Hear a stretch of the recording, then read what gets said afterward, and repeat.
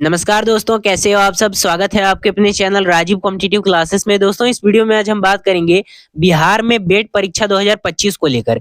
देखिए, यहाँ पे सिर्फ पीजी पास छात्र असिस्टेंट प्रोफेसर बन सकते हैं।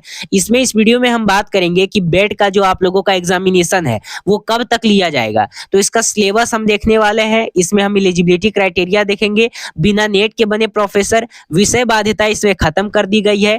जानिए संपूर्ण जानकारी इस वीडियो में हम लोग देखने वाले हैं। टोटल आप लोगों का ये जो पोस्ट निकल के आ रहा है, ये 5261 पदों पर ये आप लोगों का वैकेंसी आएगी। पहले आप लोगों का 4261 पदों पर वैकेंसी आ रही थी, लेकिन अब ऐसा सूचना मिल रहा है कि आपका जो वैकेंसी है उसमें आप लोगों का बढ़ोतरी किया गया है।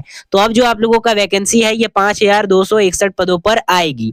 इसमें हम संपूर्ण चीजों के बारे में डिटेल पूर्वक बात करेंगे। सिर्फ और सिर्फ आपको पीजी चाहिए। अगर आपका पीजी क्लियर है तो आप इसके लिए एलिजिबल हैं। एक एक चीजों के बारे में विस्तार पूर्वक बात करेंगे। वीडियो को एंड तक जरूर देखिएगा। अभी तक चैनल पे पहली बार विजिट किए हो तो चैनल को सब्सक्राइब कर लीजिएगा, बेल आइकन को प्रेस कर लीजिएगा। तो चलिए हम इस वीडियो को करते हैं स्टार्ट। तो यहाँ पे मैं आप लोगों को बता देना चाहता हूँ, सिलेबस तो मैं आप लोगों को बताऊंगा ही, लेकिन एलिजिबिलिटी क्राइटेरिया क्या है।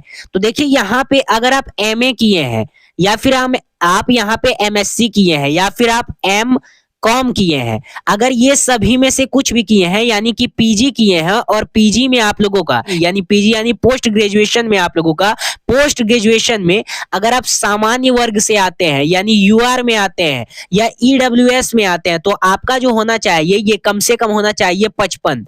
और अगर आप एससी एसटी ओबीसी से बिलोंग करते हैं तो ये आप लोगों का 50% भी अगर आपका है तो आपका यहाँ पे हो जाएगा। इस बात को समझ लीजिए। लेकिन अगर आप यूआर ईडब्ल्यूएस मेल फीमेल आते हैं, पीजी में आपका 55 प्लस होना चाहिए यानी 55 होना चाहिए, तो आप इसके लिए एलिजिबल हैं। और अगर आप एससी एसटी ओबीसी से आते हैं तो आपका 50% होना चाहिए। अब यहाँ पे आपका मन में ये उठ रहा होगा कि क्या अदर स्टेट के लोग इसमें अप्लाई कर सकते हैं? तो हाँ, इसमें अदर स्टेट के लोग अप्लाई कर सकते हैं।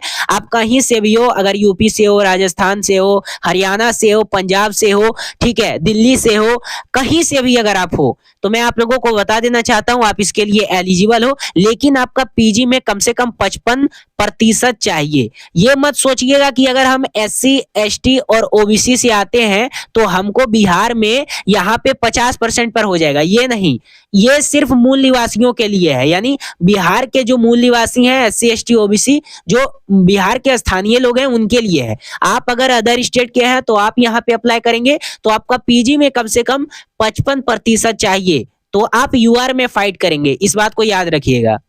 अब यहाँ पे बात करते हैं कि क्या सर इसमें अपीयरिंग कैंडिडेट भर सकते हैं? तो हाँ, इसमें अपीयरिंग कैंडिडेट भर सकते हैं। अगर आप अपीयरिंग कैंडिडेट हो तो भी आप भर सकते हो, अगर आप फाइनल ईयर में हो तो भी आप भर सकते हो। अब यहाँ पे बात करते हैं कि बिना नेट के बने प्रोफेसर, ये क्या बात हो गई?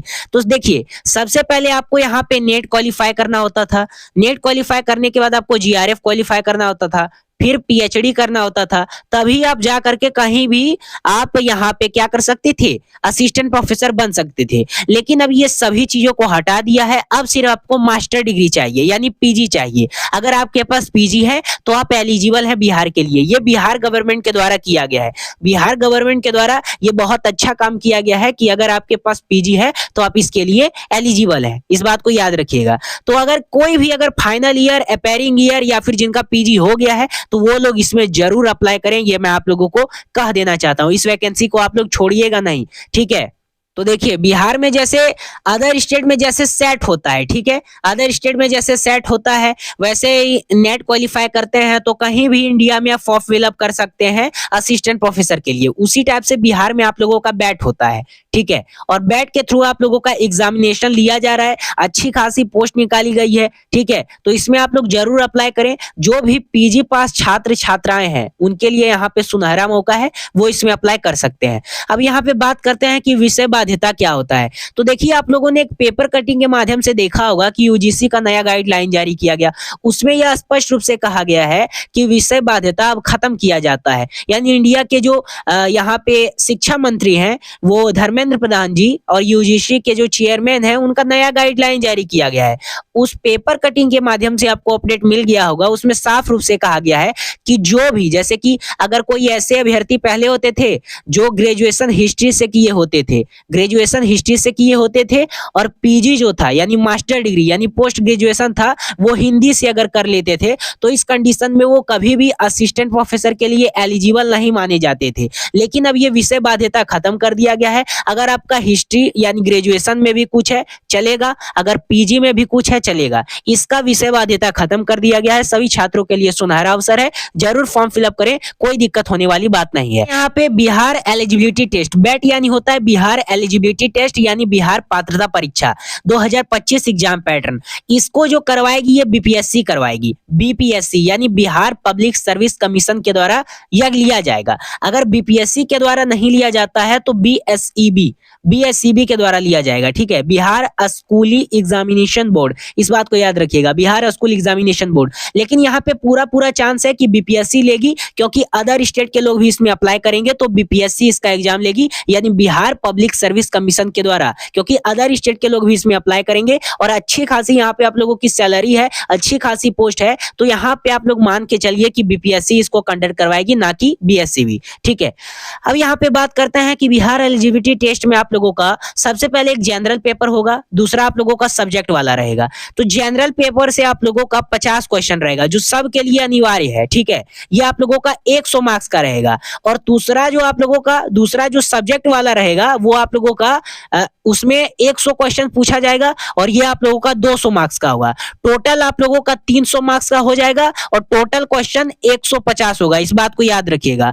ठीक है, टोटल क्वेश्चन आप लोगों का 150 पूछा जाएगा और मार्क्स आप लोगों का 300 हो जाएगा, इस बात को याद रखना। 300 मार्क्स आप लोगों को उससे मतलब अपने अपने कैटेगरी के अनुसार लाना ही लाना है, इस बात को याद रखना। उठ रहा होगा कि बेट यानी तो बिहार एलिजिबिलिटी टेस्ट होता है, तो जिस टाइप का आप लोगों का नेट का एग्जाम पैटर्न होता है ना, उसी टाइप का आप लोगों का बेट का भी एग्जाम पैटर्न होगा। समय आप लोगों को 180 मिनट देगा, 180 मिनट समय देगा, यानी 3 घंटा का आप लोगों को समय देने वाला है।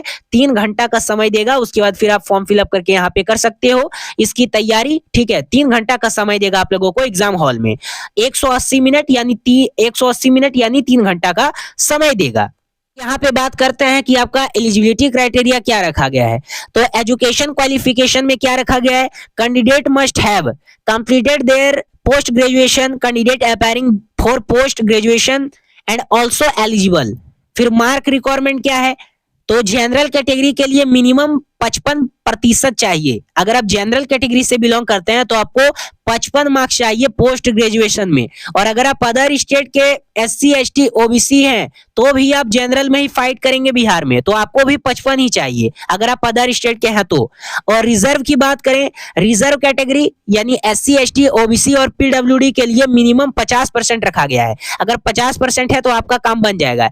एज लिमिट की बात करें तो इसमें कोई भी एज लिमिट नहीं रखा गया है, क्योंकि बिहार में ये आप लोगों का जो वैकेंसी आया था ये 2011 में आया था। कह सकते हैं एक तरह से कि बिहार में पहली बार ही बेट आ रहा है, इस बात को याद रखना। तो 2011 के बाद बिहार में पहली बार ही बेट आ रहा है और अभी आप लोगों का इसमें कोई एज लिमिट नहीं रखा गया है, नो एज लिमिट।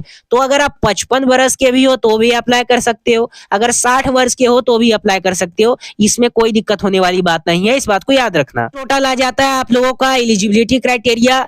अब सिलेबस की बात करें तो सिलेबस जो आप लोगों का रहेगा, सिलेबस जो आप लोगों का तो मैंने बता ही दिया कि किस टाइप का आपका एग्जाम पैटर्न रहने वाला है, एलिजिबिलिटी क्राइटेरिया बता दिया। अगर पीजी है तो अब फॉर्म फिलअप कर सकते हो, विषय बाध्यता खत्म कर दिया गया है। अब सिलेबस की बात करें तो देखिए नीचे एक आप लोगों को नंबर दिख रहा होगा, उस नंबर पे आपको कांटेक्ट करना है। मात्र 199 रुपए में आप लोगों को टोटल नोट्स मिल जाएगा बैट के लिए, स्पेशल बैट के लिए। अगर कोर्स लेना चाहते हो तो मात्र 199, अगर नोट्स लेना चाहते हो तो मात्र 199। मात्र 199 में टोटल नोट्स और कोर्स आप लोग परचेज कर लीजिए, या फिर नोट्स लेते हैं तो नोट्स ले लीजिए या कोर्स ले लीजिए और अपनी तैयारी को सफल बनाइए। कहीं से भी आप लोगों को ज्यादा कीमत में नहीं पेड कोर्स आप लोगों को कहीं से लेना है और ना ही किसी से बुक खरीदना है। मैं आप लोगों को गारंटी के साथ बोल रहा हूं कि अगर आप इस नोट्स को परचेज करते हो और लाइन बाय लाइन पढ़ते हो तो आप लोगों का सिलेक्शन बैट में हो जाएगा 2025 में। अगर असिस्टेंट प्रोफेसर बनना है तो जरूर संपर्क कीजिएगा, जो नीचे आप लोगों को नंबर दिख रहा है। मात्र 199 रुपए में टोटल नोट्स प्रोवाइड कर दिया जाएगा आपको स्पेशली बैट के लिए। असिस्टेंट प्रोफेसर अगर आप बन जाते हैं तो आपके समाज में एक आपका अलग ही लेवल रहता है। कोई भी अगर पेरेंट है तो वो आप ही के पास आएगा गाइडलाइन लेने के लिए कि हमारे बच्चों को कैसे हम लोग यहाँ पे शिक्षा दें, कैसा एजुकेशन क्वालिफिकेशन उनको पहुंचाएं, ठीक है। तो सभी आप ही लोगों से पहुंचेगा, आप लोगों का समाज में बहुत इज्जत हो जाएगा। यहाँ पे आप लोगों का सैलरी 1 लाख प्लस मिलने वाला है, ठीक है। तो इस चांस को मत गवाइए, जो मैं कह रहा हूं वो काम कीजिए, जरूर सफलता आप लोगों को मिलेगी। नीचे जो नंबर दिख रहा है उस पर जरूर कांटेक्ट कीजिएगा। धन्यवाद। हम फिर मिलते हैं कोई अगले अपडेट के साथ। चैनल को सब्सक्राइब कर लीजिएगा, बेल आइकन को प्रेस कर लीजिएगा। धन्यवाद।